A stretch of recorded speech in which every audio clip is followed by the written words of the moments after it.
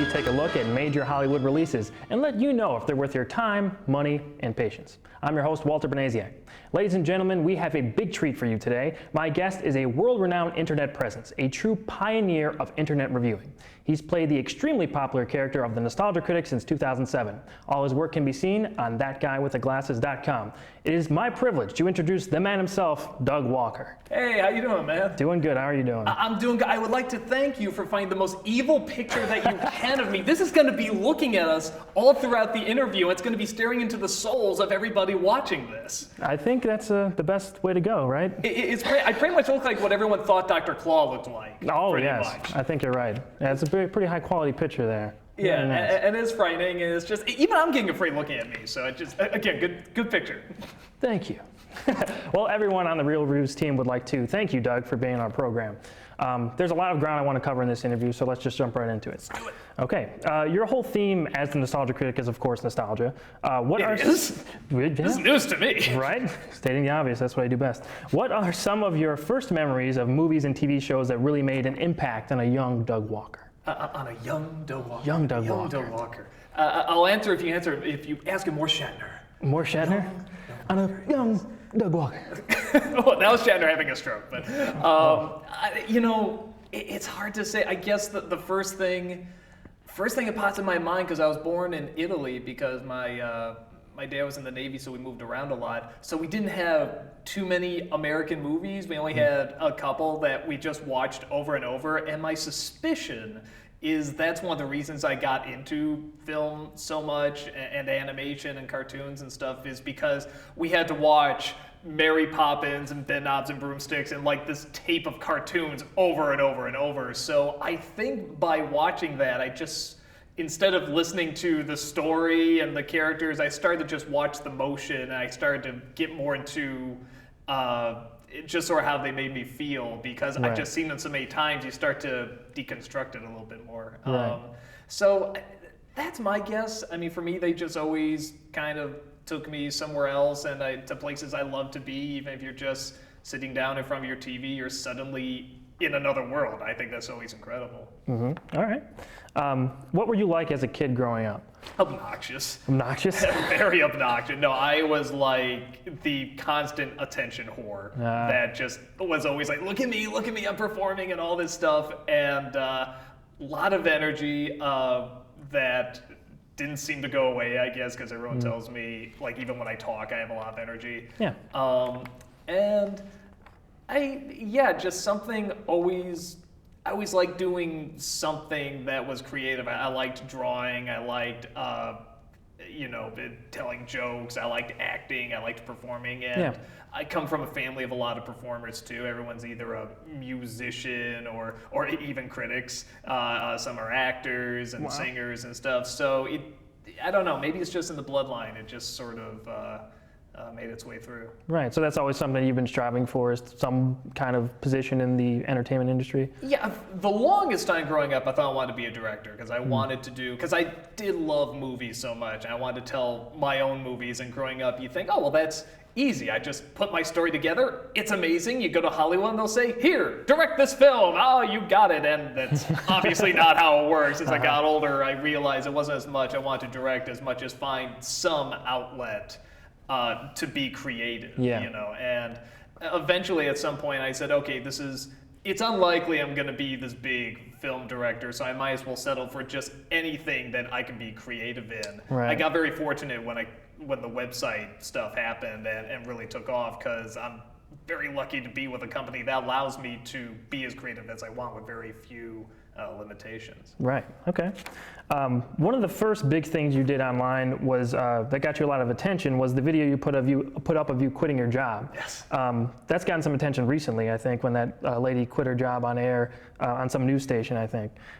Tell me about that. Why did you do that? How did you come up with it, and what were the people's initial reaction to that video? It was a job just being a janitor at like a car factory. It was at night. Actually, the job was fine, but there was a guy that was constantly trying to get me fired because I was working with him. He was trying to get more hours. So it was kind of, but at the same time, I thought I had enough hours at college, but I had to take one more course, so that was kind of like my summer job to get through it. So I remember saying to myself, this is going to be the last crazy thing that I do unless I get paid for it after this. Because I said after this, I got to buckle down. I had to, at the time I wanted to be an illustrator. Okay. So I said, okay, I got to buckle down, be serious. Every day I got to try to turn this into a living and be serious about it. So this will be the really last big hurrah. It was like the big celebration of like the crazy days, so I thought.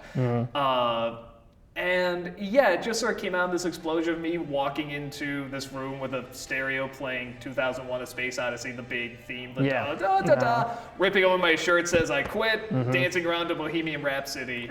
And yeah, that was the first video I ever posted, and that started to get a lot of the views going on my YouTube, and everything just sort of spiraled from there. So yeah, it was more kind of a strike back at the person that wanted to get me fired, but again, kind of thank God for him, because maybe none of this would have happened if it wasn't for him. Right.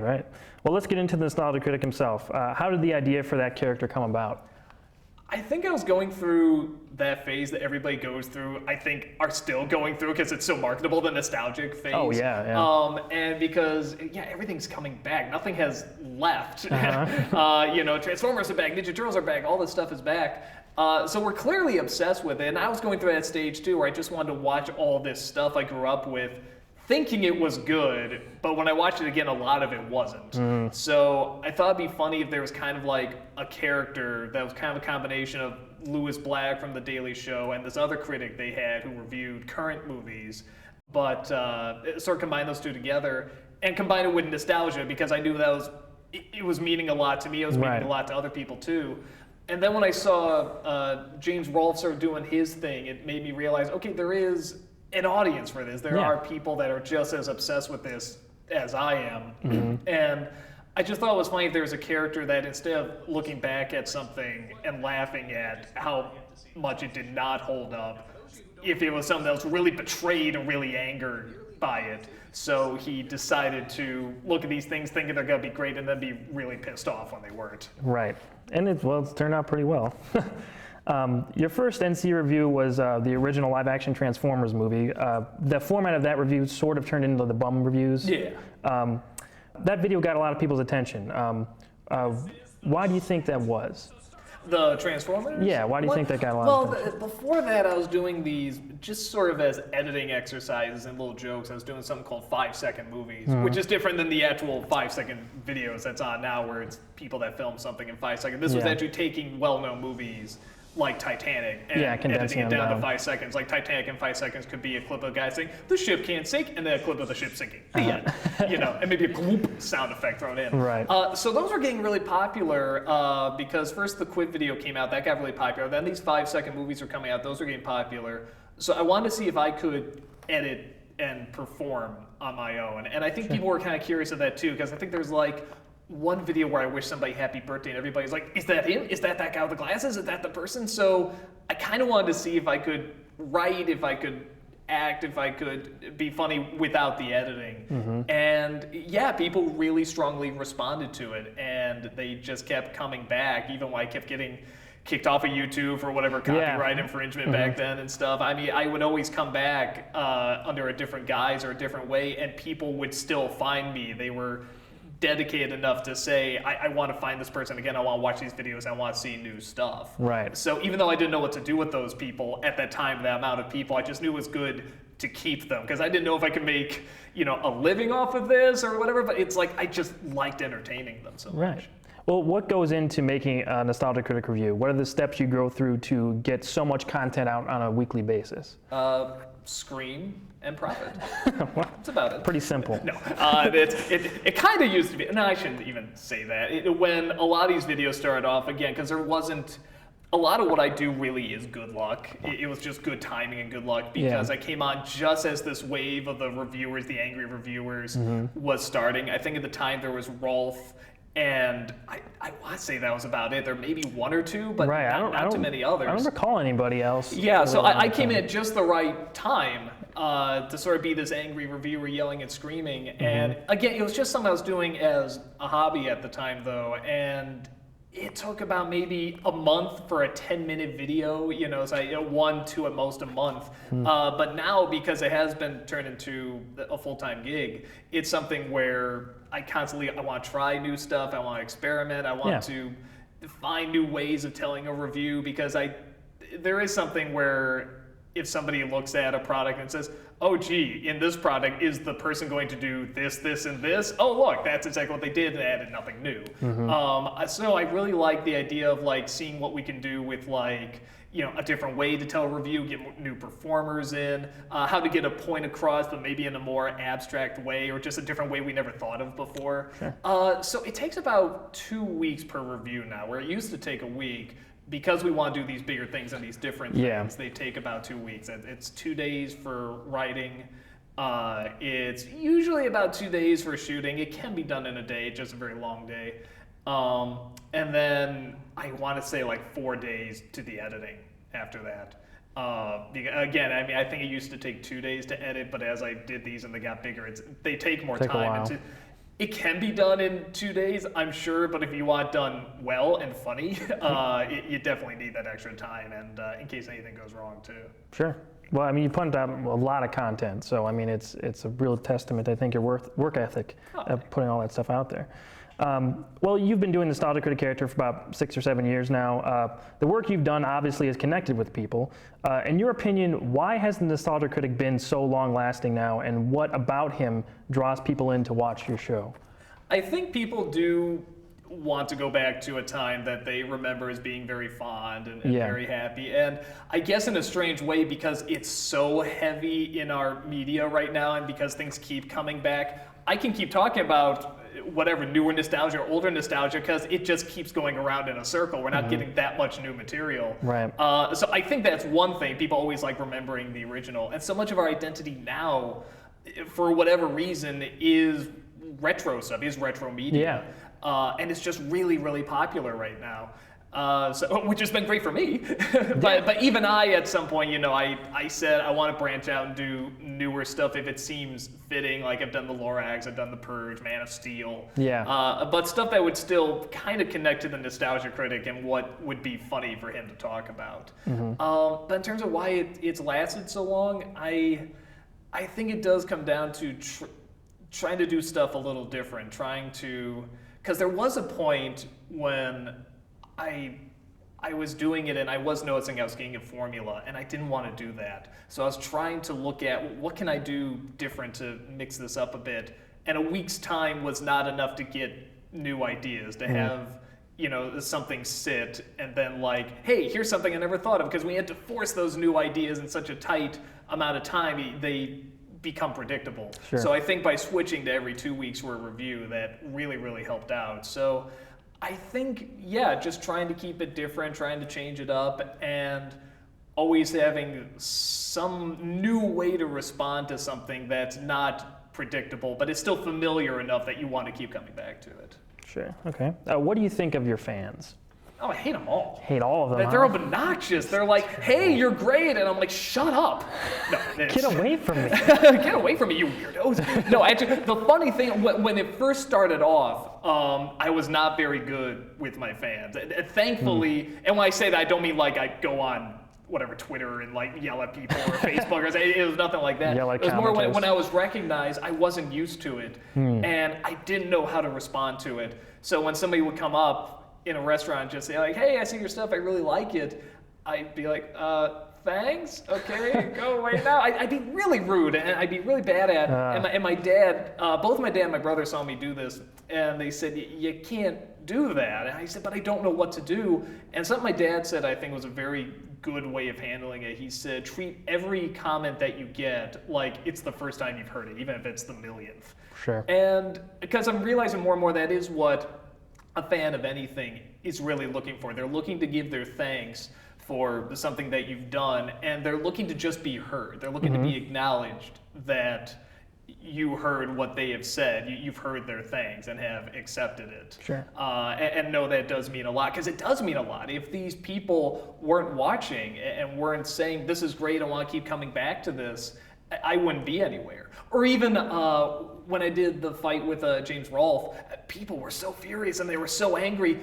But I was so excited about that because that meant they were passionate. That meant they were gonna keep coming back into this, even when they thought it was real. Right. So I think that passion, that dedication for anything, if you can use it right, if you can play it right, and you can sort of show we're all kind of in the same game and we're all trying to have fun with it, it can be so much fun. I mean, it can just be this really great experience. So it's great. I love going to cons and seeing the fans. I love news stories that they tell, and the coolest thing is still whenever I get an email of somebody saying, hey, your stupid show where you just yell and scream has really helped me through something. Like I've lost somebody, or I have depression, or I've gone through a real tough childhood or tough times, and just coming to your stuff every week has really made a big difference. So that's the coolest thing. I actually save those emails whenever I get those, because they really mean a lot. Yeah, I mean that is, what more can you ask for, you know?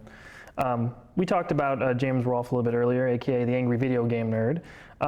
You guys did have that little war, quote unquote, going on for a while. It was huge. It divided the internet. It was just gigantic. Nobody could sleep. Yeah. No, it was a little war. Yeah.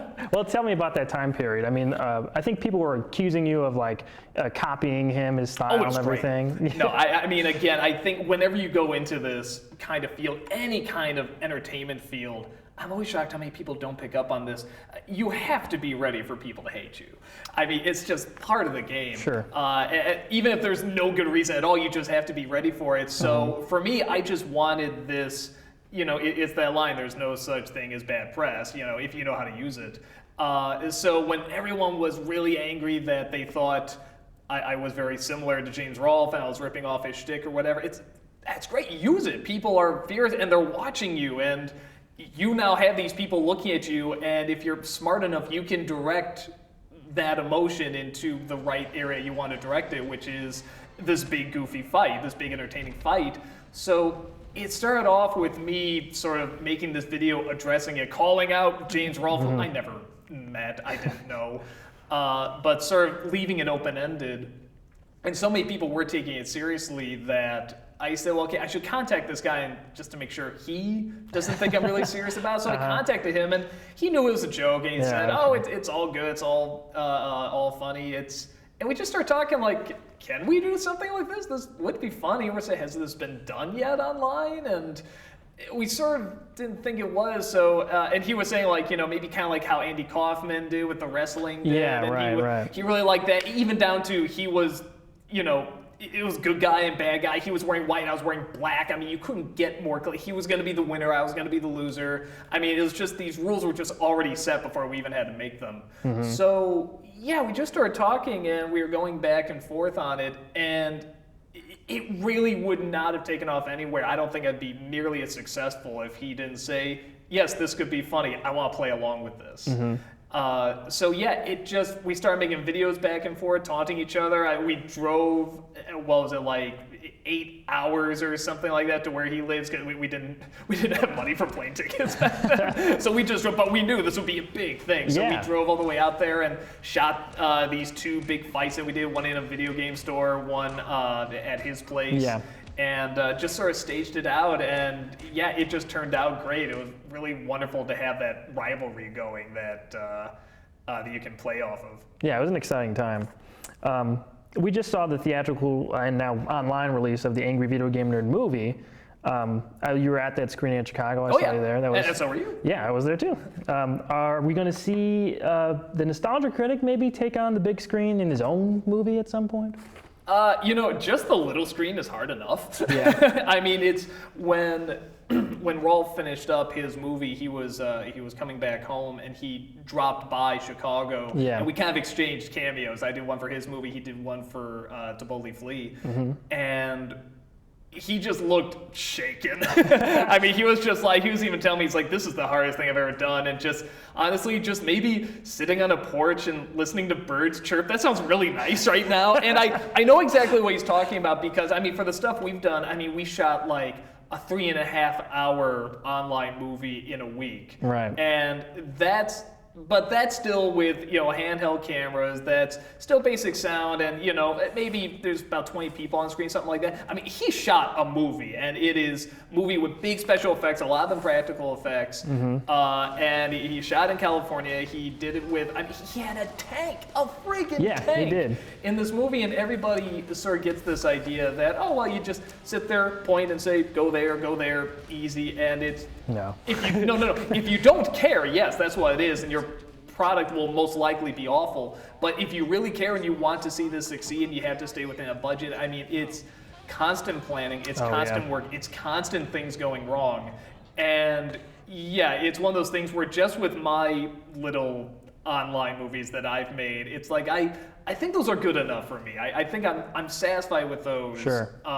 Because while they're certainly not as big scale as what he did, I still managed to sort of get out the stories and the jokes that I wanted to. Yeah. And if something really comes along where I'm like, okay, I want to be dedicated enough to get through all those headaches and all that pressure and all that stress to get this done, I'll do it. But nothing's popped in there. Sure. Because, as I'm sure he'll tell you, when you go through these nights of things, being pushed back or all these problems and stuff, something has to drive you to say, keep doing this, it's worth it. So it has to be an idea you are 100% behind. Right. I think he raised all of his money from fan donations. I mean, he had hundreds of thousands of dollars. As far as I know. That's insane. I think you could, if you ever wanted to, build some kind of Patreon page or something like that if you don't already have one.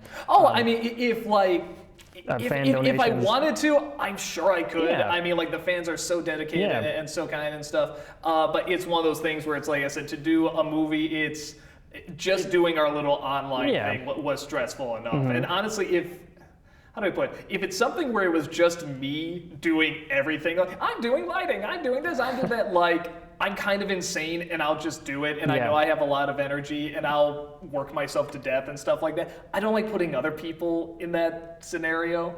The last one we did, To Boldly Flee, the big anniversary movie that we did, I think just went so long, it was so tough on so many people. I'm like, I don't want to put people through this again. So even when we do our Nostalgia Critics now with the actors we have, with Tamara and Malcolm and people behind the scenes like Jim and Rob and my dad, it's one of those things where I try to, whatever amount of time I think it's going to be, I double it to be safe in case anything goes wrong. And now the shoots have been very comfortable and there's time for people to improvise and have fun. Right. But it's the bigger it gets, it's not always the better. It's more impressive, but anything you add on top of it, it's going to be more stressful too. There's always a pro and con to it. So most likely not. It answered the question. Most likely not going to be a Nostalgia Critic movie, a big screen movie anyway coming. Because I think the anniversary films, it's like, in terms of a film, that's kind of what I can do with him. And you even sort of see an arc from Kick-Assia to Boldly Flee. I mean, he is kind of a different character. So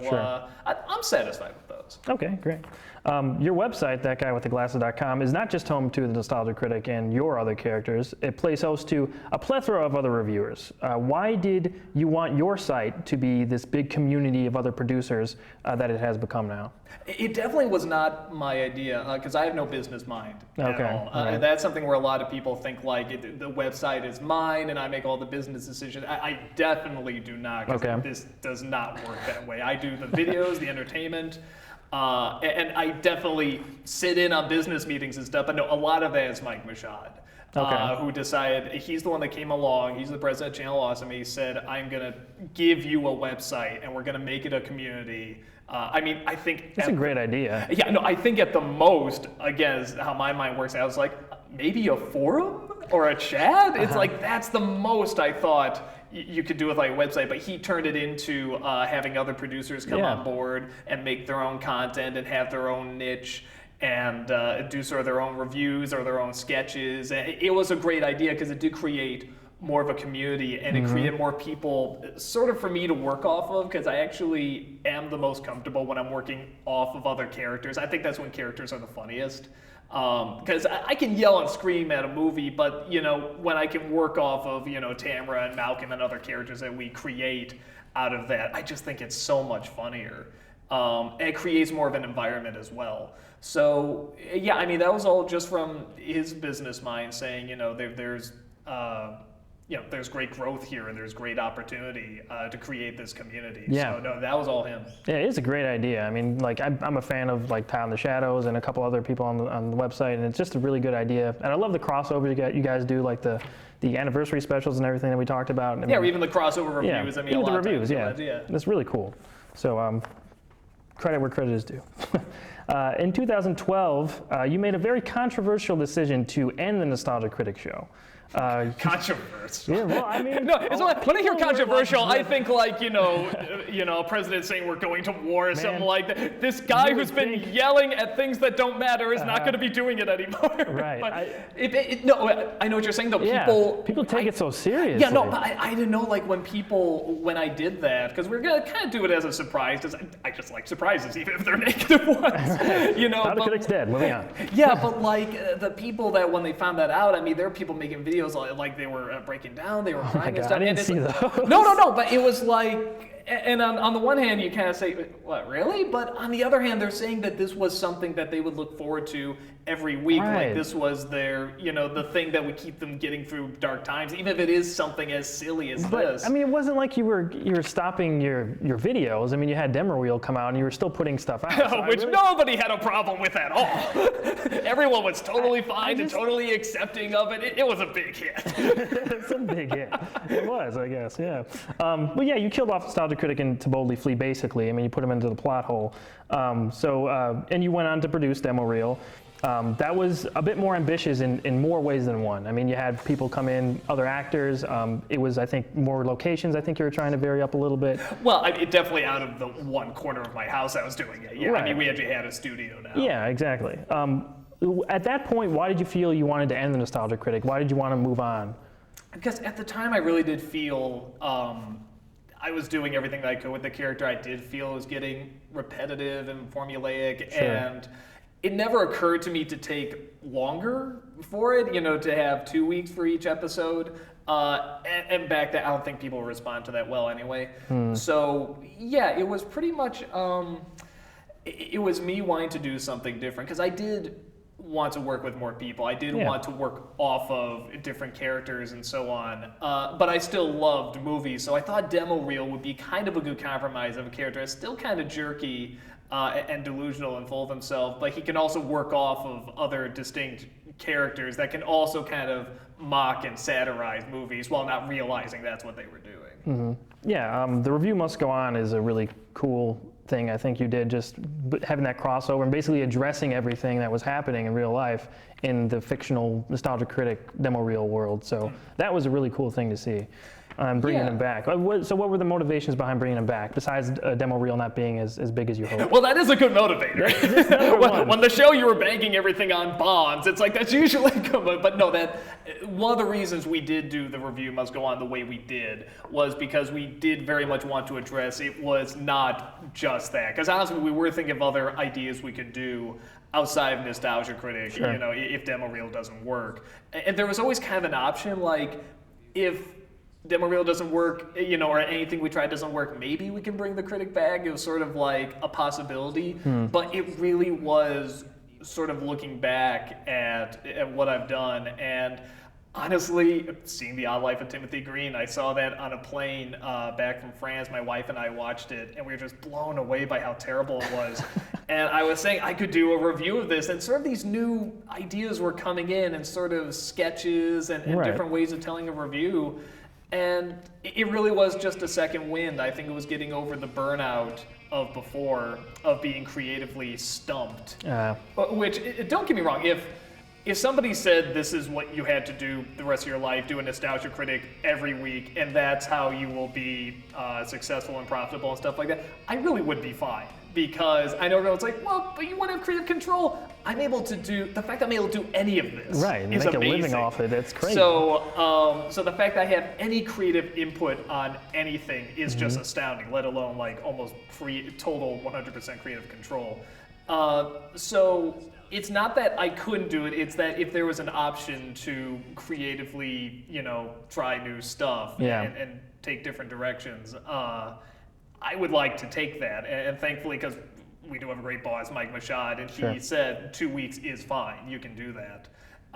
It has allowed us to do this. So yeah, I think if I had to do the 1 week, just sit in front of a wall and yell and do nothing else, I would do it if that's what had to be done, because it's still allowing for some creativity. Yeah. But the main reason that I was so excited about coming back is because I could do new things and come at this from totally different angles. Right.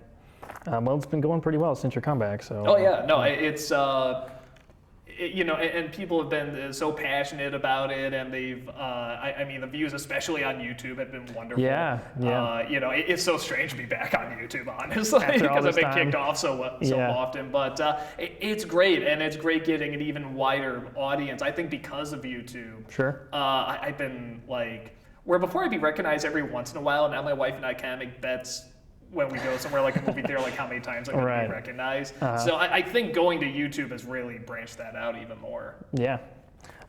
So what does the future hold for the Nostalgia Critic character? You have any more big ideas coming up, or is it just going to be more of the stuff with Malcolm and Tamara and everything? Well, I'm going to kill him off again, and then we're going to do Demo Reel 2, and that sounds like an awesome movie. Yeah, right? Yeah, there you go. Fun that. But it's pretty much we got a lot of crossovers planned, and not necessarily with producers on our site, though we have that too. But we have like other guests that we've been flying in and working with and doing a lot of stuff, sort of like other site crossovers and such. So those are going to be great fun. Cool. We also got a game show that's in production right now. That's it's a lot of new stuff we haven't done before, so it is taking its time. Sure. But yeah, it's sort of like we really want to try these brand new shows, and we again just want to sort of dip our hand in different things and see what works and what doesn't, and just try new stuff. Even with the Nostalgia Critic, just finding new ways to do a straightforward review that isn't so straightforward. Right. Is there any career milestone that you want to reach? Like by the end of your career, by the end of your making internet videos or whatever else you want to do with the rest of your career, is there anything you want to reach at the end of the road? Career-wise, if I died, I'd be happy.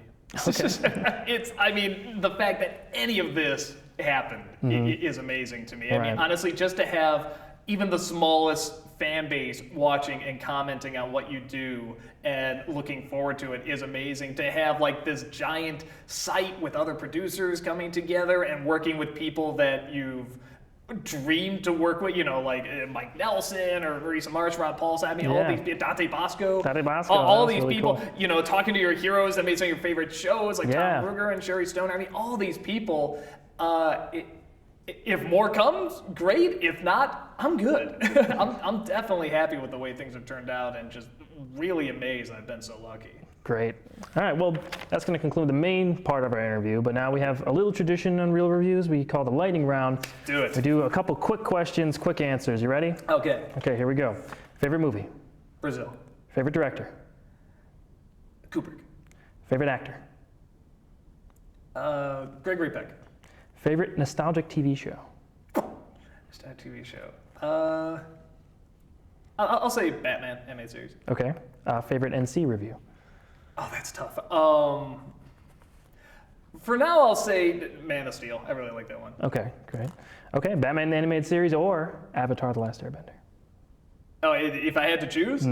I gotta go with Avatar. Oh, wow. Yeah. A little surprised. Now, you know what? I'm gonna change one of my questions because I did a list on this. I'm gonna have Daria be actually I like more than Batman. Actually. Oh, wow, really? Yeah, actually, and I love Batman, but I actually do like Daria a little bit more because that was like my childhood growing up. That was my teenhood. Gotcha. Okay. Animaniacs or Looney Tunes? I gotta go Looney Tunes. Okay. They're the classics. Gotcha. Describe Michael Bay in one word. Boom. Hardest movie to sit through that you reviewed as the critic? Definitely Garbage Pail Kids. Garbage. I was thinking maybe that would be it. Yeah, that's the worst movie I've ever seen. All right. What's worse, the evil version of Mara Wilson or a bad credit card? It's a pleasure to work with Mara Wilson. It's not a pleasure to work with the bad credit card. It never is. Okay. Well, I can't thank you enough for coming on the show, Doug. Thanks for having me. It's been a thrill for you to come on. So there's so much more that I would have liked to cover, but we can't have this go on forever. Maybe we can pick up the conversation another time. Who knows? Yeah, absolutely. Yeah. All right. Well, make sure to check out thatguywiththeglasses.com for all of Doug's work, including the Nostalgia Critic. Stay tuned for more real reviews coming soon. Be sure to like our Facebook page and subscribe to our YouTube channel at the link below. Also, don't forget to take a look at our interview with co-star of Nostalgia Critic, Malcolm Ray. Remember, if it's not reviewed here, it just isn't real. I'm Walter Banasiak, this has been Doug Walker, and we will see you at the movies. Is the thing we pretend to talk like you do on the other show? I do movies too. So I know. If it's not reviewed here, it's kind of like a direct insult to me. Just like a slap in the face. It's a real R-E-E-L, so it's not like it's you save real. the big insult until the end, until after I answered everything. Well, I can't call you. I could...